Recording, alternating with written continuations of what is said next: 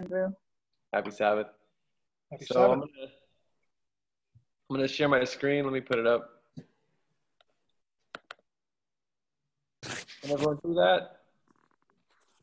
Yes. All right. So let's begin. It's our temple tidbit for the day. It's kind of just that health nugget for us to take and apply to our lives.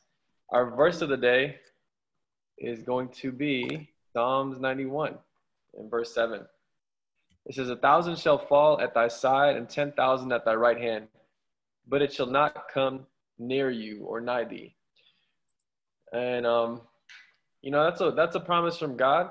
And really what it's saying is God promises to protect us from the calamities that are going to come on this world. But with any promise, many of the promises that God gave to Israel in the Old Testament were conditional. And the conditions were obedience and a relationship with him. So putting him first. And so I want you guys to see that, there's certain things that God has given us for the sake of protecting us from what's going on in this world. And what's going on? We know what's going on. It's a virus, coronavirus.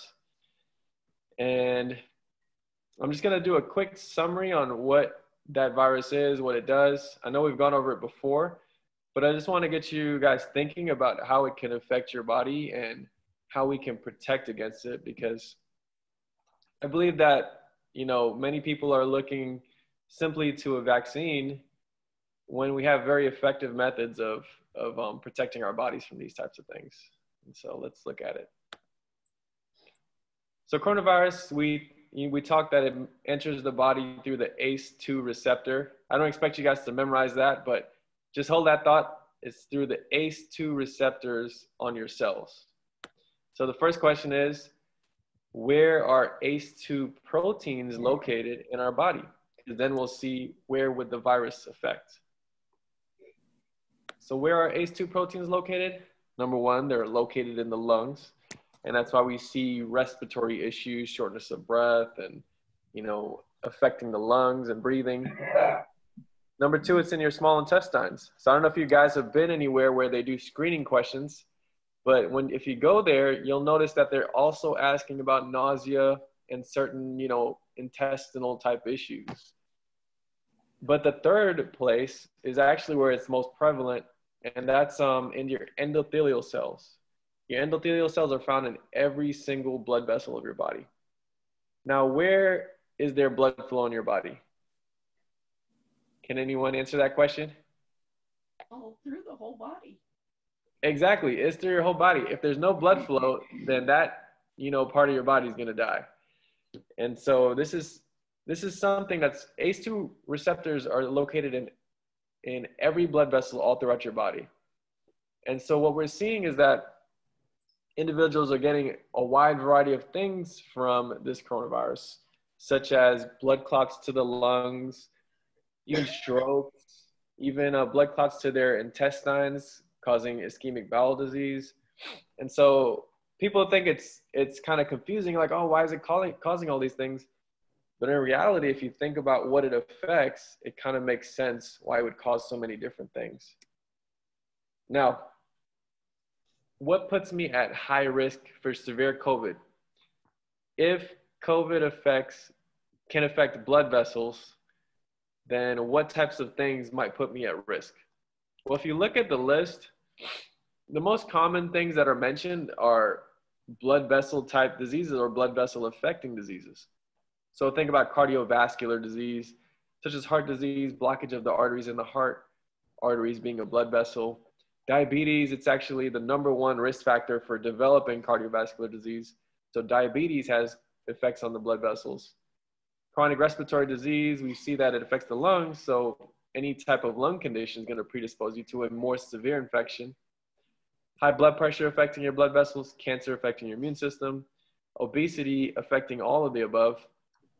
And so we see that there are several different things that can make you more susceptible to a very bad infection.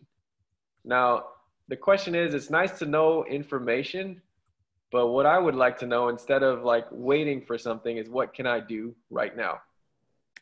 So is it possible, if I have any of these conditions, high blood pressure, heart disease, obesity, is it possible to lower my risk of a severe COVID infection by reversing my risk factors?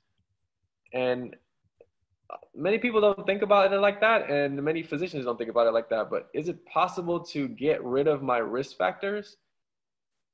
And I just want to share some things with you guys because I believe that many of our risk factors are completely reversible. And it's not just my belief. I'm going to show you from the medical community what the mainstream medical community believes about this. And so Kaiser Permanente has a journal called the Permanente Journal. It's a pretty creative name. And it's a nutritional update. And this is what it says. Healthy eating may best be achieved with a plant-based diet. Well, that's kind of shocking. This is a medical institution and a physician-led group. It says, which we define as a regimen that encourages whole plant-based foods and discourages meats, dairy products, and eggs, as well as refined and processed foods. They also go on to say, physicians should consider recommending a plant-based diet to all their patients, not just to some, but especially to those with high blood pressure, diabetes, cardiovascular disease, or obesity. Where have we seen that list?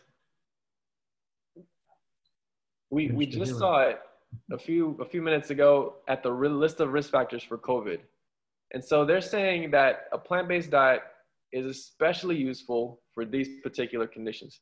Now, why would they say something like that? Why would they say that it's useful, particularly in these situations? Well, on another website, the Physician Committee for Responsible Medicine, they published something that said, a plant-based diet is a powerful tool for preventing, managing, and even reversing type 2 diabetes. If you look like 50 years ago, reversing type 2 diabetes was kind of taboo. It's like, there's no way you can reverse it. And what reversing means, it means that you completely get off of all medications for type 2 diabetes. So this is a very strong claim. They're claiming that this one dietary change can completely get a diabetic with type 2 diabetes off their medication. Mm-hmm. So they said in a 2003 funded study by the NIH, the National Institute of Health, we determined that a plant-based diet controlled blood sugar 3 times more effective than a traditional diabetes diet.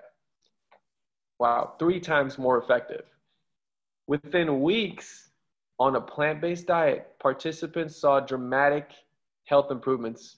When they say dramatic, they mean it. They mean their lives were completely changed. They lost weight, insulin sensitivity improved, and their A1C levels dropped. Now, if there was a drug that could drop your hemoglobin A1C in a few weeks, whoever invented that drug would be a millionaire, because there's no drug that really can affect your A1C within weeks. What your A1C is, it's a reflection of what your blood sugar's been for the past 3 months. And so if your A1C levels dropped, that means it's dropped so dramatically that it doesn't matter what the period before the past 3 months was. And so you can see it's a very huge impact on your blood sugars. And that's what we use to track if diabetes is going to affect your kidneys or if it's going to affect your eyes. So the president of this organization, he says, unlike other diets, there's no calorie counting, no skimpy portions, and no carb counting. I know anyone who has diabetes or has had diabetes can relate to that. You know, you track how many calories is in your meal, how many carbs do I have, how much insulin do I need. It's a huge pain. But the plant-based diet, you don't have to track any of that, because no matter what you're doing, as long as you're eating the plants, you don't have to worry about how many carbs you're taking in, because your blood sugars will go down naturally. And I feel like it's just so amazing. Now, with regards to the other conditions, I'm going to be going into what the research is showing about high blood pressure, even heart disease being reversed. And so that's something we're going to be talking about in future lectures, but I want to stick within my time. But I want to encourage you guys, if you're going to make these types of dramatic changes, you do want to be careful, especially if you're a diabetic, because it works so dramatically that your medication might be toxic to you, because it'll drop your blood sugar dramatically. So you want to consult with your physician, let them know you're making a major lifestyle change, which is going to impact your blood sugar. And then you want to take those steps to lower your insulin levels, if not stop it completely. And so, but you want to do that with your physician. So I want to encourage you guys that God has a way to good health, and he wants us to be partaking of that. So hope you guys have a blessed Sabbath.